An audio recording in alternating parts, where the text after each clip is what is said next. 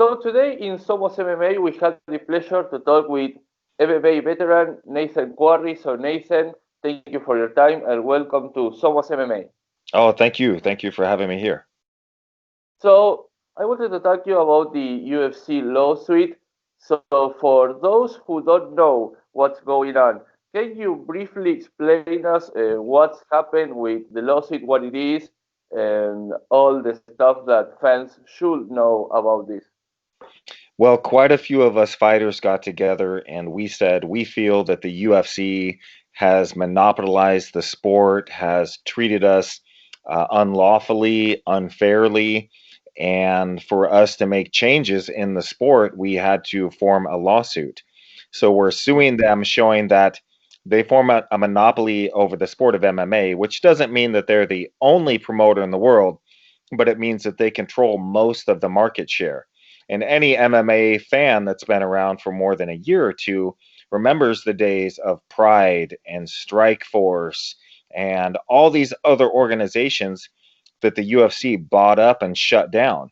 And then they would keep the fighters that they liked, fire the ones that they didn't, and really just got a stranglehold on the entire market.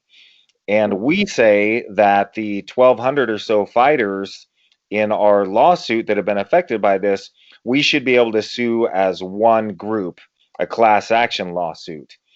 And so what we've been waiting on is for the judge to certify our class and say, yes, all of your experiences are basically the same, so you can go ahead with this class action lawsuit. We were hoping to get that information last week, his decision on that, but he decided he was going to wait before he decides. But he did say 4 times on our conference call, I am most likely going to side with the fighters, that the UFC has acted this way, as they suppose, unlawfully, treating all of us alike. So if that's the case, we'll be able to go ahead with our class action lawsuit. And that'll be huge. That will change the sport forever. Because not only are we doing that, we're also pushing forward with the Ali Expansion Act. And boxers were treated horribly in the past. If you know the name Don King, he Yes. would get boxers to sign over their likeness, sign over their rights for the rest of their lives. He would control the title shots, how much everybody got paid. And so the boxers came together and under Ali's name created the Ali Act, which said basically a promoter cannot also be a manager of a fighter. A promoter cannot require you to sign a long contract if you've earned a title shot. Promoter cannot be invested in a fighter. All these things that promoters do in the UFC, they cannot do in boxing. So we're working on that as well to change the laws to give the MMA fighters the same protections that boxers have. And again, that will change the sport worldwide. Because right now the UFC is the biggest promotion. In our lawsuit, in the years of our lawsuit, on its worst year, they made 94 cents out of every dollar made worldwide in MMA. On its best year, it made 97 cents out of every dollar. 97% of the money worldwide generated in MMA went straight to the UFC.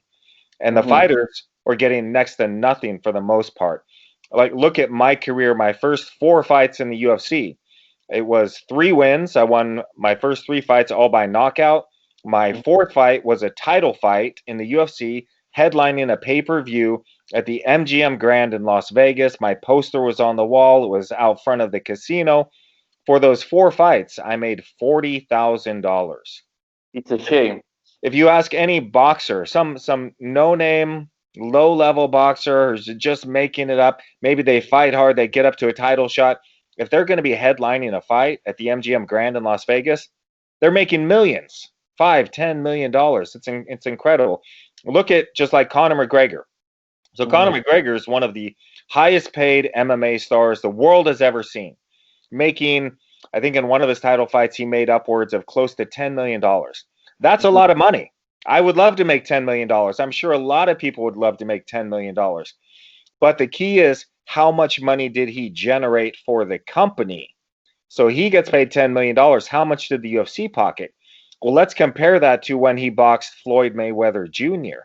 because under the Ali Act, he was able to go out and say to the highest bidder, if you want me to fight Floyd Mayweather, how much are you going to pay me?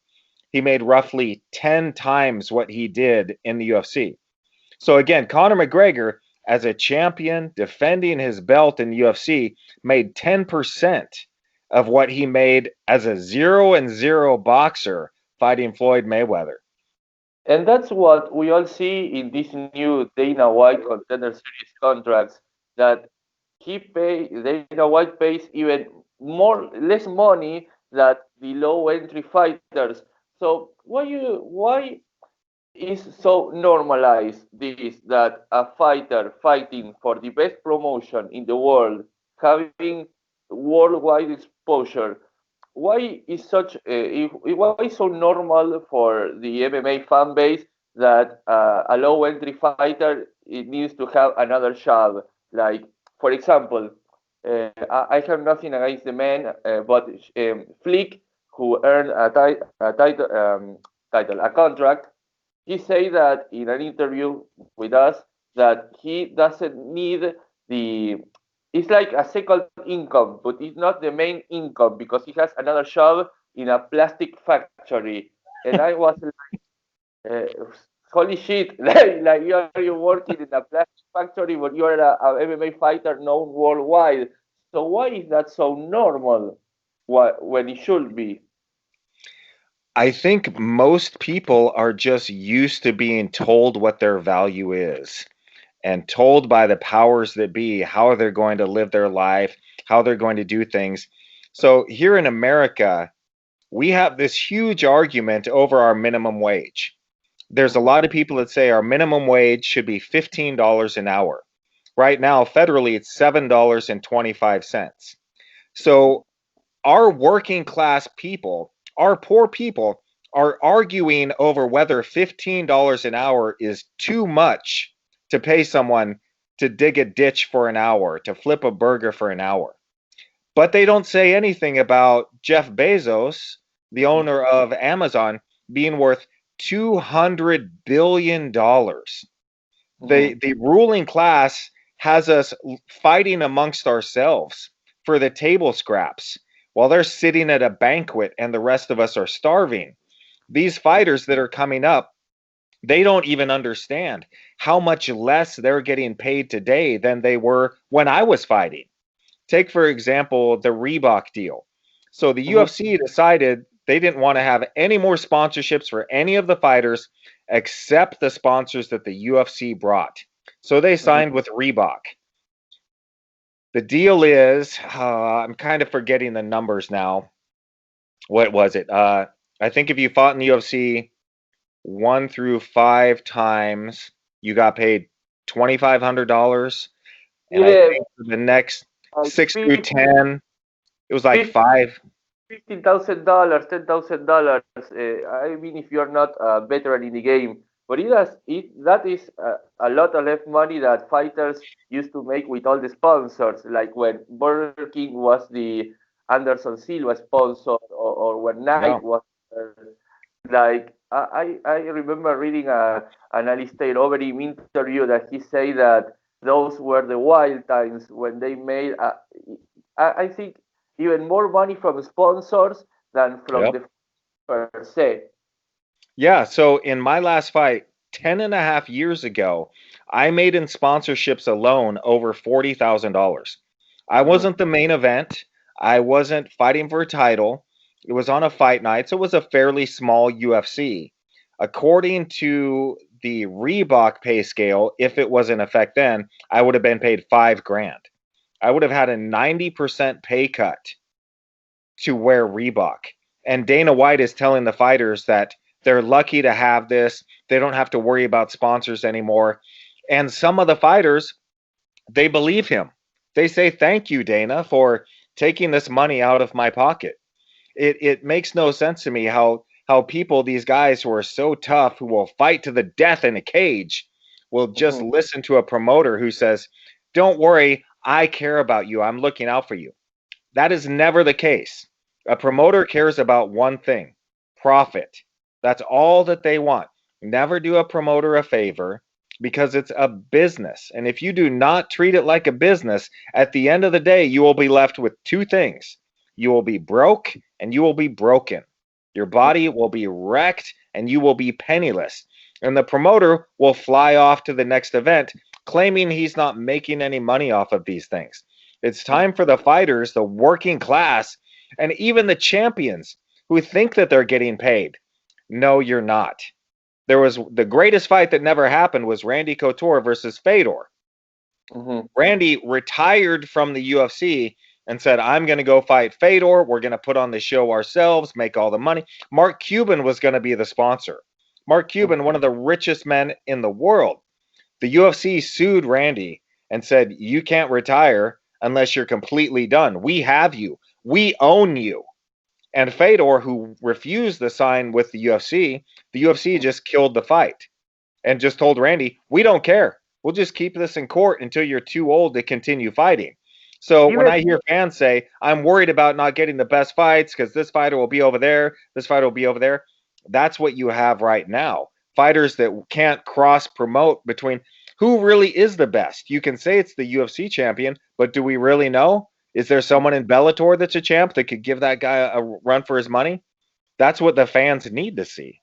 Even though that they are technically signed as independent contractors, like the fighters are not technically contract by the UFC, but they are in Argentina. We call it monotributistas. That you pay in Argentina, for example, if you are you have a contract with a company, they pay you the pension when you got old. They pay you the health care if you are, with a company. UFC treat fighters like they own them, but they don't treat them like, technically they are not. Right. So why is so hard to fighters to unionize? Well, first off, unions only work for employees.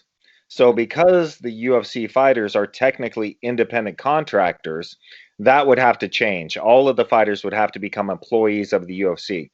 And that is the worst thing that could happen. So let's address that real quickly. When I worked in fast food, they told me who I worked with, when I worked with, they gave me a uniform, and I couldn't go work for the competition. In the UFC, they tell you when you work, who you work with, they give you a uniform, and you can't go work for the competition. But you're an independent contractor. So they're trying to get the best of both ways. Now, let's just say magically, the UFC said, okay, we're going to recognize your union. We're going to make you all employees. That's okay for the fighters that work for the UFC then. What about the fighters that work for Bellator? All you do then is you cement the UFC as the largest organization in the world, and they're still going to be dictating the terms to all of the fighters under contract. Whereas if we have the Ali Expansion Act in place, then the best fighter will fight for the title. The promoters from around the world will come together and say, we want to host your fight in our city against our champion. I'll pay you $5 million. Well, then Mark Cuban comes up and says, that's ridiculous. I want to have you play in fight in Texas. I'm going to pay you $10 million. Then you get to see what is a real independent contractor. Then they'll get to see what the free market values their skills. And that will change everything. And the only ones that lose out, the only people that lose out are the promoters, the owners of the UFC.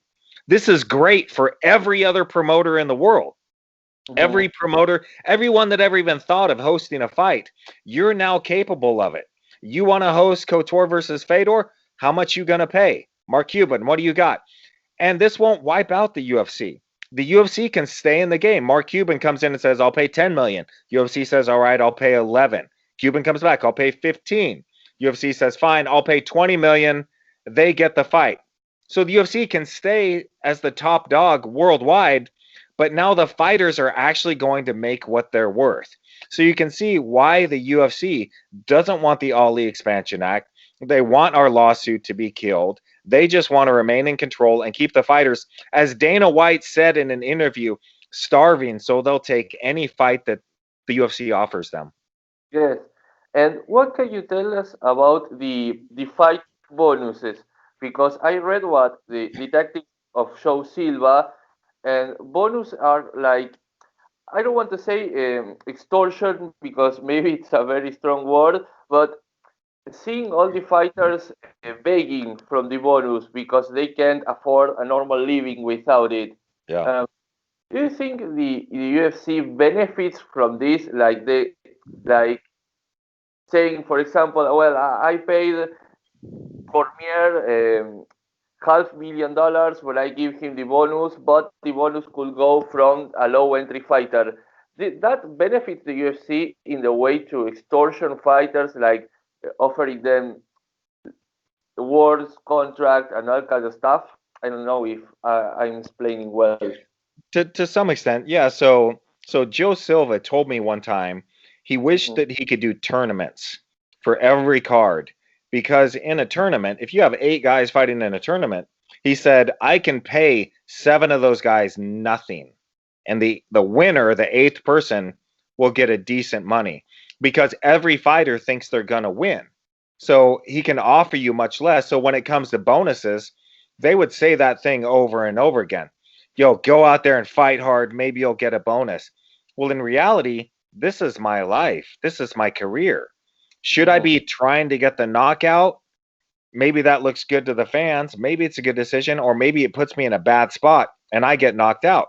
And when I get knocked out, I lose half of my income. I lose potentially sponsors.